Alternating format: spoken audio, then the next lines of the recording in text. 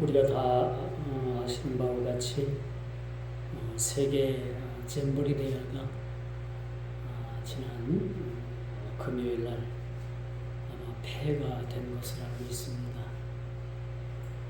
6년 정도 그렇게 대회를 준비를 그렇게 했다고 하는데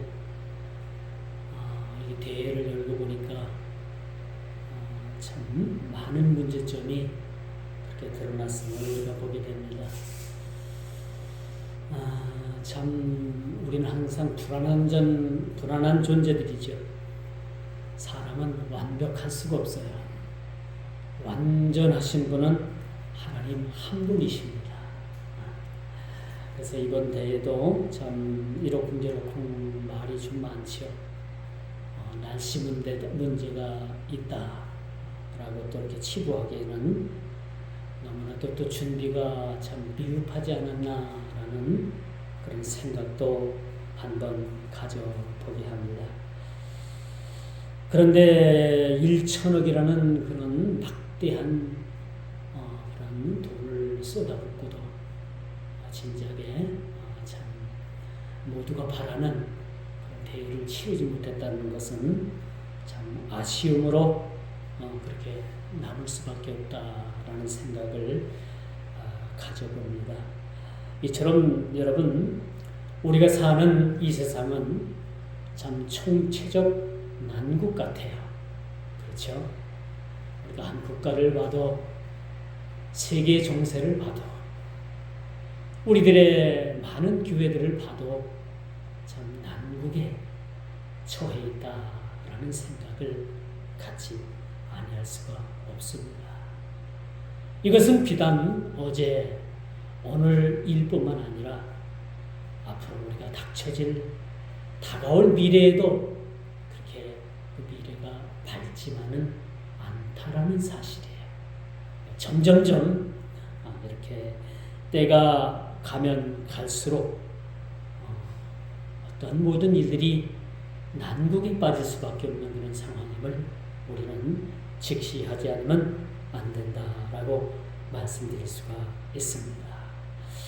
그런데 여러분, 참 이제 대회가 끝나고 나서 곧바로 여당, 야당, 정치계, 학계, 언론 할 것 없이 서로가 서로 내 탓만을 하고 있다는 거야. 내 탓이 아니라 내 탓이라는 거야. 이렇게 서로 탓만 주고받는 그런 상황이 참 몹시 우리 마음을 씁쓸하게 만든다라고 말씀드릴 수가 있습니다. 우리가 지난 주일에도 참 말씀 한 구절을 가지고 묵상을 했습니다만, 디모데후서 3장 1절에서 5절에 그렇게 말씀해 보면은, 이 거듭되는 말씀이지만은 마지막 때에 일어날 우리 모든 그런 삶의 모습들을 아주 잘 보여주고 있는 말씀이 그렇게 나와 있죠. 디모데후서가 쓰여질 당시에는 지금으로부터 한 2000년 정도 된 일이라고 우리가 볼 수가 있겠지만, 2000년 전에 쓰여진 이 말씀이 오늘을 사는 우리들에게 있어서 이것이 얼마나 피부에 와 닿는가라는 것을 우리가 좀 느끼지 않을 수 없다라고 말씀드릴 수가 있습니다. 그러기에 여러분, 이 시대가 얼마나 하나님 말씀에 그 말씀에서 떠나 있는가라는 것을 우리는 깨달아 알아야 된다라고 말씀드릴 수가 있습니다. 오늘 이 본문 말씀을 우리가 보면서 이젠 이 이사야서가 그간 39장 이전까지는 계속적인 이스라엘의 심판에 대해서 그렇게 증거를 해주고 있습니다만은, 이제 40장 이후에 보면은 계속적으로 선지자 이사야는 어떤 말씀에 그런 메시지를 그렇게 던져주고 있는가 하면 희망의 메시지를 던져주고 있다는 겁니다. 지금까지 왜 이스라엘 백성들이 심판을 받아야만 했는가? 왜 그들이 징계를 받고 포로가 돼서 그 70년 동안 바벨론의 유수 생활을 해야만 됐던가? 라는 그 이유에 대해서 말씀을 드렸고요. 이젠 40장 이후에는 하나님께서 그래도 선민의 백성인 하나님께서 선택한 백성인 이스라엘을 고토로 돌아오게 하시고 그들을 회복시켜 주시겠다라는 말씀 중에 하나가 오늘 42장에 주어지는 말씀이죠. 오늘 본문 1절에서 4절의 말씀이 어떤 말씀을 우리에게 주어주고 있는가? 천하 만국을 다스릴 여호와의 종이 출현한다는 얘기. 천하 만국을 다스릴 여호와의 종이 이 땅에 출현하게 되는 겁니다. 전 세계 역사를 지금 미국이 아주 민주경찰이라는 그런 자부심을 가지고 세계 질서를 재편하고 있잖아요. 그런데 이제 미국도 지금 나라배치 엄청나답니다. 앞으로 가면 갈수록 세계의 민주경찰의 역할을 하기는 미국이 역부족이라는 사실을 많은 그런 경제학자들이 이야기를 하고 있습니다. 그렇다면 천하 만국을 다스릴 진정한 이 땅의 참 주인이 누구냐? 미국도 아니고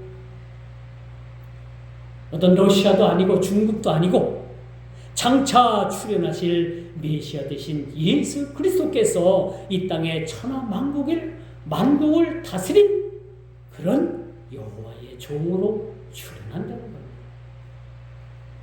이 땅의 진정한 평화는 언제 올까? 많은 사람들이 평화를 외칩니다. 많은 사람들이 평화를 위해서 노력을 합니다. 그러나 진정한 평화는 주님께서 오실 그날이 바로 진정한 평화가 이 땅에 깃들 수 있다는 사실을 말씀드릴 수가 있는 거죠. 그래서 오늘 이사야 선지자는 1절부터 이렇게 말씀을 합니다. 내가 붙드는 나의 종, 내 마음에 기뻐하는 자, 곧 내가 택한 사람을 보라. 내가 나의 영을 그에게 주었은즉 그가 이방에 정의를 베풀리라. 이 1절을 보면서 우리는 이 말씀이 누구를 지칭한다고 말씀할 수 있을까요? 문득 우리가 어떤 생각이 스칩니까? 바로 이분은 메시아 되신 예수 그리스도. 그렇죠? 우리의 생명이 되신 예수 그리스도, 우리 삶의 전부가 되신 메시아 그리스도를 말씀해 주고 있다라고 그렇게 말씀을 드릴 수가 있습니다. 엊그제 태풍 카눈이 한반도로 그렇게 관통을 했습니다. 그렇게 많은 걱정을 했습니다만 그래도 태풍 카눈이 대륙으로다가 육지로 올라와서 그렇게 많은 피해를 주진 못했고 또 물론 동쪽 그쪽에는 많은 비가 오고 산사태가 나고 이재민이 그렇게 발생을 했습니다만 그래도 이 정도로 우리가 염려했던 거 정도 이하로 그렇게 태풍이 잘 지나가서 참 너무나도 감사하다라는 생각을 가질 수가 있습니다. 우리는 매년마다 많은 태풍을 경험하면서 살아갑니다. 그리고 태풍이 올라올 때마다 많은 걱정들을 하죠. 그러나 이제 우리가 주님께서 진정으로 이 땅에 출현하시고 메시아 되신 예수님께서 이 땅에 다시 오시게 되면은 그 바람을 꾸짖으신 예수님, 그 파도를 잔잔하게 하신 예수님께서 모든 우리의 염려와 우리 모든 걱정과 우리 모든 그러한 부분들을 책임져 주실 것을 우리가 믿어 의심치 아니하는 바가 될 것입니다. 이처럼 우리 인간은 자연 앞에서 그 의대한 자연 앞에서 그 초라함 자체일 뿐인 거죠. 그런데 하나님께서 붙드시고 세우신 종, 그분은 바다를 잠잠케 하신 그 예수님께서 이 땅에 다시 오신다는 겁니다. 그분은 전능하신 하나님이십니다. 이 땅을 창조하신 분이십니다. 저와 여러분을 위해서 하나밖에 없는 그 생명을 십자가에 내주어 주셨던 분이 바로 이 땅에 다시 오시겠다는 말씀이 오늘 41장에 주어지는 말씀에 그런 주류를 이루고 있는 말씀이라고 볼 수가 있는 것이죠. 이 말씀은 구약시대에 아브라함의 출현과 같은 말씀이기도 합니다. 혹은 모세와 같은 말씀이기도 합니다. 우리가 잘 아는 다윗과 같은 그런 말씀이기도 합니다. 하나님께로부터 부여된 사명을 감당했던 인물을 묘사하고 있는데, 오늘 이사야는 나의 붙드는 종, 나의 택한 종, 그 종이 누구냐? 바로 메시아 되신 예수 그리스도를 그렇게 말씀해 주고 있다라고 말씀드릴 수가 있는 것입니다.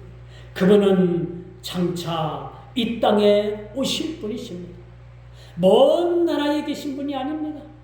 칼바르트가 말하는 그저 먼 곳에 계시기 때문에, 우리가 손닿지 않는 곳에 계시기 때문에 그분과 우리에는 어떤 그렇게 맺을래야 맺을 수 없는 그런 큰 갭이 있는 하나님이시다라는 그런 초절주의를 주장한 그러한 하나님이 아니시라는 것이죠. 더 정확하게는 장차 오실 메시아 예수 그리스도, 그분 주께서 붙드실 때 여러분, 우리는 여동하지 않게 되는 겁니다. 갈릴리 바다에 큰 유라굴라와 같은 그런 풍랑이 일었을 때 우리 주님께서는 고물에서 잠을 청하고 계십니다. 제자들은 여러분 얼마나 두렵고 무서웠으면 주무시는 예수님을 깨우십니까? 예수님께서는 주무시다가 일어나셔가지고 그렇게 파도와 큰 광풍에 의해서 그렇게 두려움을 느끼고 있는 제자들을 향해서, 또 바다를 향해서, 광풍을 향해서 잠잠하라라는 그런 메시지를 그렇게 던지게 되는 것이지. 그러자 어떻게 됐습니까? 바다가 잔잔했습니다. 불던 강풍이 그저 잔잔하게 된 것입니다.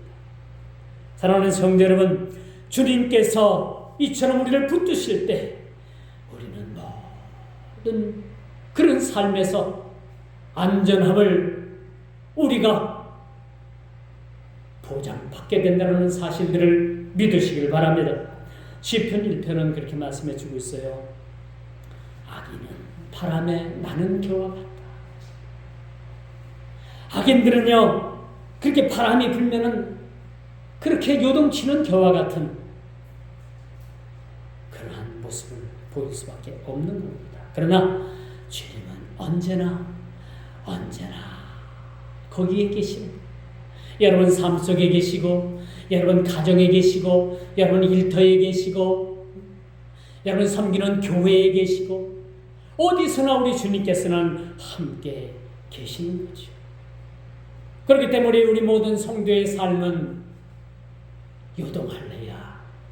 요동할 수가 없는, 그저 하나님께서 우리에게 안전을 주시면은 모든 것이 다 안전할 수밖에 없는 사실을 믿으시길 바랍니다. 여러분, 하나님께서는 죄악에 빠져 진리를 분별하지 못하는 무지한 자들에게 마치 상한 갈대를 꺾지 않겠다고 말씀해 주고 있어요. 오늘 본문에 보니까 하나님께서는 상한 갈대를 꺾지 아니하시겠다고 했어요. 이건 무슨 말씀이냐? 우리같이 진리를 분별하지 못하고 죄를 짓고 무지한 백성들, 이렇게 상한 갈대와 같은 우리들을, 그러한 갈대와 같은 우리들을 꺾지 아니하시겠다고 말씀을 합니다. 아니, 꺼져가는 등불과 같은 우리의 심령을 하나님께서 그 등불을 끄지 아니하시겠다라고 그렇게 말씀해 주고 있습니다. 그리고 그분의 목소리를 너무나도 나지막한 목소리로 찾아오셨어요. 얘야, 내가 너희를 사랑한단다. 얘야, 염려하지 말라. 걱정하지 말라. 내가 너희 가운데 함께 하겠다라는 그런 마지막한 음성을 들려주시기도 하십니다. 오늘 본문은요, 칼과 창으로 신바벨론 제국을 멸망시키고 페르시아 제국을 건설했던 고레스와는 전혀 다른 모습으로 우리 주님께서는 그렇게 다가오십니다. 우리 이런 말이 있죠. 어디 두고 봐. 두고 봅시다.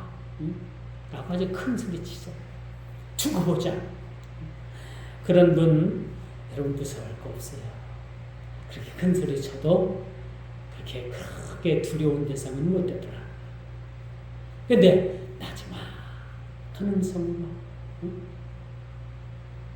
나지막한 음성으로 들려주시는 그 주님의 음성을 두렵고 떨리는 마음으로 받아들이시길 바랍니다. 그 주님은 나지막하게 우리에게 말씀하시지만은 모든 그런 두려움에서, 모든 공포에서, 모든 염려에서 우리를 건져주시는 주님이시기 때문인 것입니다. 요즘 시대를 리더십의 부재 속에 살아간다고들 많이들 말을 합니다. 그래서 여러분 참 리더십이 그렇게 없는 시대, 그런 시대라고 많은 사람들이 이렇게 이야기를 해요. 그러나 우리가 알 것은 한 국가의 리더도 하나님께서 세우셨다는 거죠. 저는 정치적인 색깔이 없어요. 굳이 여러분들에게 내 정치의 그런 신념을 말해야 한다고 생각하면 저는 중도입니다. 정치의 중도예요. 진보도 아니고 보수도 아니고 함께 어우를 수 있는 그런 중도를 저는 그렇게 좋아합니다. 그래서 여러분 우리가 여가 됐든 야가 됐든 잘하는 것은 칭찬해주고 또 잘못한 것은 우리가 호되게 질책도 하고 또 그들에게 있어서 교훈을 통해서 우리가 조언도 해줄 수 있는 그런 우리 그리스도인들이 되어야 되겠다. 그래서 우리가 나라 민족을 위해서 대통령 말단 공무원에 이르기까지 참 우리가 그들을 위해서 기도 많이 해줘야 돼. 그래 나라가 바로 서게 되는 거예요. 여러분 남유다와 북이스라엘이 왜 망했다고 생각을 합니까? 궁극적으로 하나님의 징계를 받아서 멸망을 한 거예요. 그러나 그 징계를 받은 이유가 뭡니까? 그들은 우상을 맹렬히 섬겼습니다.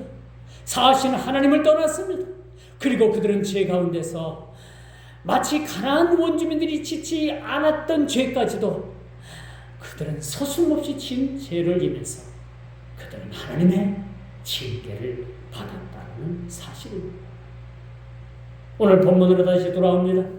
5절부터 9절의 말씀을 봅니다. 예수 그리스도께서 행하실 새로운 역사에 대해서 오늘 본문은 그렇게 증거해주고 있는 거예요. 우리는 머지않아 상한가 때와 같이 연약한 모순투성이인 우리 인생을 외면하지 아니하시는 그런 주님을 곧 만나 뵙게 될 거예요. 우리가 꼭 죽어서만 예수님을 만나는 것이 아닙니다. 우리가 꼭 죽어서만 천국 가는 것이 아니에요. 우리가 예수를 온전히 믿게 되면 우리 삶 속에 이미 하나님 천국은 이 땅에 도래하게 되는 겁니다. 천국은 여기 있다 저기 있다라고 하는 것이 아니라 예수를 믿으면 우리 마음속에 우리 삶에 이미 하나님 나라가 도래하게 되는 거죠. 하나님 나라를 우리가 이 시간도 맛보며 살아가는 그런 존재들인 것을 우리는 알게 되는 것이죠. 물론 궁극적인 천국이 우리 땅에 머지않아서 이것이 이 땅에 도래하게 될 것입니다. 그분은 포로된 자에게 자유를 주신다고 했습니다. 누가복음 4장 18절에 보니까 18절에 보니까 자유를 눈먼 자에게 다시 보게 함을 전파하여 눌린 자에게 자유를 주시겠다라고 그렇게 말씀해 주고 있습니다. 이제 메시아 예수 그리스도의 의로운 통치는 모든 열방을 향해서 그렇게 온 세계가 바랄 뿐만 아니라 주님의 통치가 이 땅에 이루어질 것입니다. 그때는 이 땅의 불의, 이 땅의 모든 잘못됨들, 이 모든 것들이 다 떠나가게 되고 하나님 나라가 이 땅에 다시 한번 실현된다는 사실들을 우리가 알게 되는 것이죠. 그러므로 더 이상 혼돈이 없고 온 우주 질서가 주님 이 땅에 오심으로 완전한 재편이 이루게 될 것이라는 사실이죠. 그리고 마지막 세 번째, 새 노래로 찬양하게 된다라는 말씀이 오늘 10절에서 13절에 그렇게 말씀을 해주고 있습니다. 주님은 하늘을 통해서 창조하시고 그 넓은 하늘을 펴셨습니다. 또 땅과 그 소산을 내시고 땅 위의 백성들에게 호흡을 주셨는데 호흡이 있는 자들마다 여호와를 찬양하는 그런 자들로 우리를 만들어 주십니다. 하나님께서 우리에게 예술성을 주셨는데요. 그 중에 아주 가장 아름다운 것이 무엇이냐? 미술도 아니에요. 예능 가운데 스포츠도 아닙니다. 뭡니까? 노래입니다. 노래 잘하는 사람이 참 하나님께서 주신 아름다운 달란트를 가진 사람들이라고 말씀드릴 수가 있어요. 그 아름다운 그 천상의 목소리와 같은 그 목소리를 가지고 하나님을 찬양하는 그런 목소리가 있는가 하면요. 그렇죠? 세상 노래로 그렇게 세상을 즐기다가 이 땅을 떠나는 사람들도 많이 있습니다. 우리에게 호흡을 주시고 우리에게 아름다운 목소리를 주신 것은 하나님을 찬양하기 위해서 하나님께서 주신 아주 특별한 그런 예술성을 가진 그런 하나의 예술의 기능이라고 우리가 볼 수가 있는 것이지.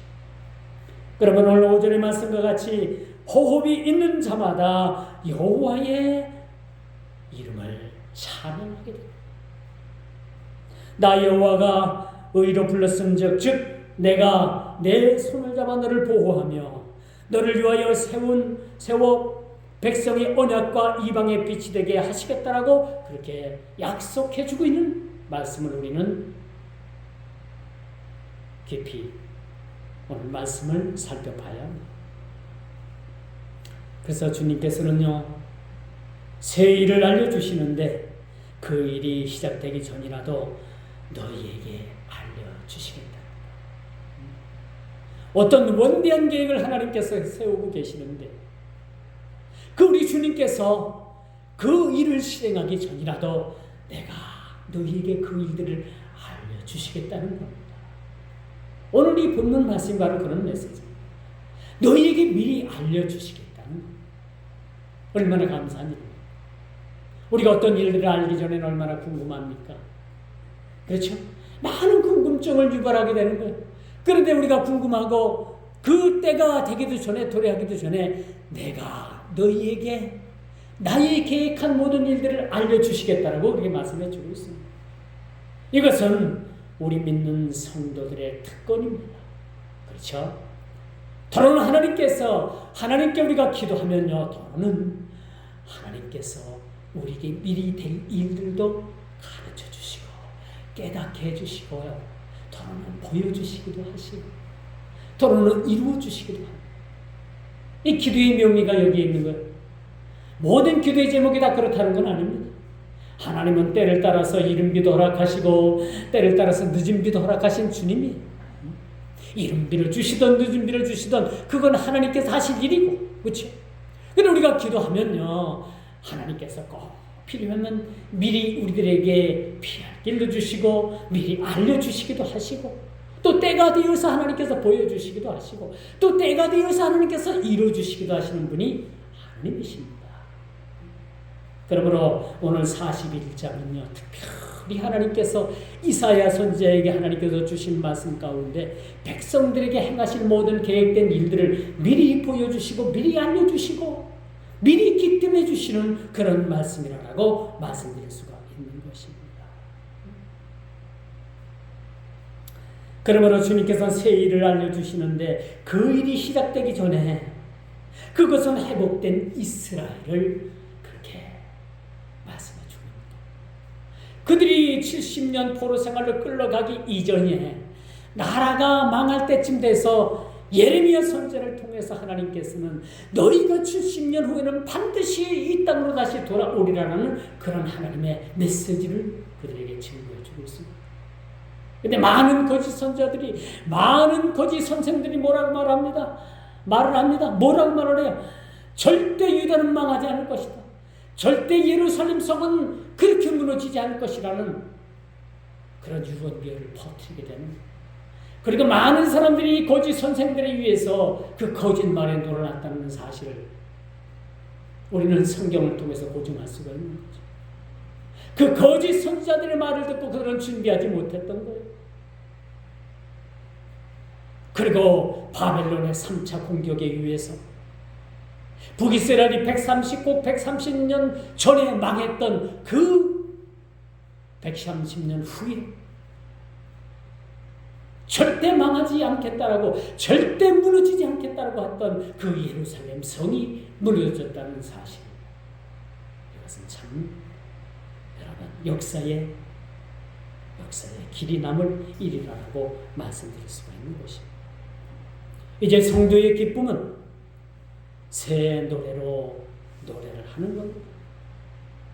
땅끝에서부터 찬송할 것은 그분은 찬양받기에 합당한 신뿐만 아니라 우리를 지으신 창조주 하나님이시기 때문에 그분은 마땅히 찬양받으시기에 합당하신 그런 주님이시라는 사실을 우리가 알게 되는 것입니다.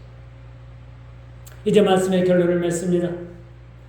오랫동안 그 백성의 고통을 지켜보시던 하나님께서 크신 일을 행하시는데 마치 해산하는 여인이 그 해산의 고통을 다 이겨내고 기쁨의 한숨을 내쉬는 즐거움이 되게 될 것이라는 그런 예언적 말씀을 오늘 14절을 통해서 우리들에게 그렇게 말씀해 주고 있다는 사실.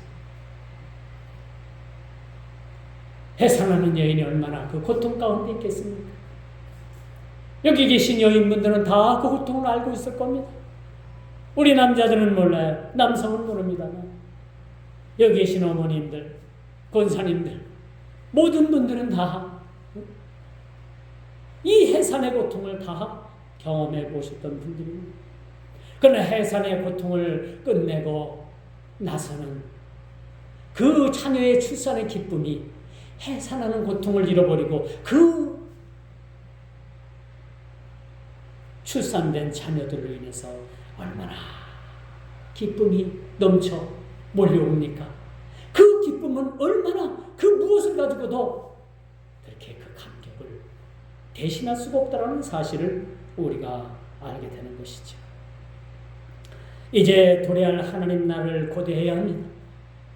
머지않아서 이 땅에 예수님께서 천군 천사를 동원하시고 그렇게 이 땅에 다시 오실 것입니다. 그러므로 우리가 주님을 고대하며 이 일의 길을 기울이라고 23절에 그렇게 말씀합니다.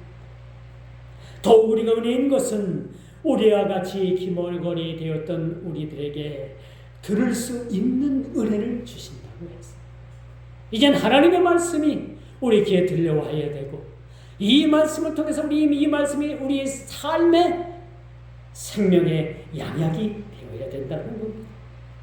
보지 못했던 시각장애인이었던 우리들의 눈을 띄워주셔서 이젠 우리가 주님을 바라볼 수 있는 그런 눈을 주신 주님 앞에 감사해야 되는 겁니다.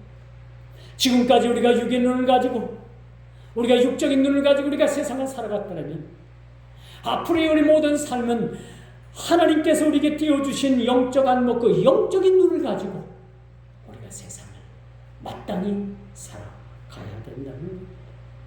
이처럼 저와 여러분들을 위해서 들을 수 있는 길을 주셨습니다.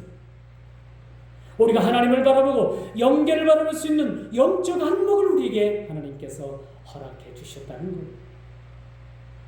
오늘 우리 42절을 우리가 대하는 우리 마음은 어떠해야 합니까?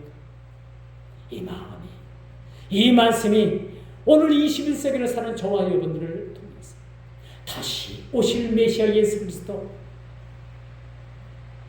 그 예수님을 바라고 앙망하는 마음, 그 마음으로 살아가라고 우리에게 주신 귀한 말씀임을 우리 모두가 고백하는 귀한 시간들이 되기를 주의 이름으로 축원하면서 말씀을 맺도록 하겠습니다. 기도합니다. 주님 감사합니다. 귀한 말씀 주셔서 오늘 어떤 이사야 42장이 말씀하시는 이 귀한 말씀이 오늘 살아가는 저희들이 참으로 말씀 가운데 주님을 고대하고 주님을 앙망하고 죄인임의 신앙을 잃지 않는 믿음으로 말미암아 살아가길 원하는 마음으로 이 말씀 주셔사오니 주님 다시 오실 그날까지 우리가 주님 앞에 참으로 승리하는 삶을 살아가게 하시고 모든 고통과 어려움과 모든 상황 속에서도 주님을 바라볼 수 있는 저희 모두가 다 되게 하여 주옵소서. 상한 갈대를 꺾지 아니하시겠다고 말씀하여 주셨습니다. 꺼져가는 등불 같은 저희들의 존재를 하나님 그 등불을 끄지 않겠다고 말씀해 주셨습니다. 우리를 불쌍히 여기시는 주님 앞에 우리 모두가 우리 모든 인생을 주님께 드리고 우리 모든 인생의 최고의 가치가 우리 주님 앞에 참으로 겸손히 주님을 섬기는 것이라는 것을 우리 모두가 깨달아 우리 모든 심령들이 우리 나머지 모든 인생을 주님을 위해서 올인할 수 있는 저와 여러분 모두가 다 되게 하여 주옵소서. 예수님의 이름으로 간절히 기도드리옵나이다.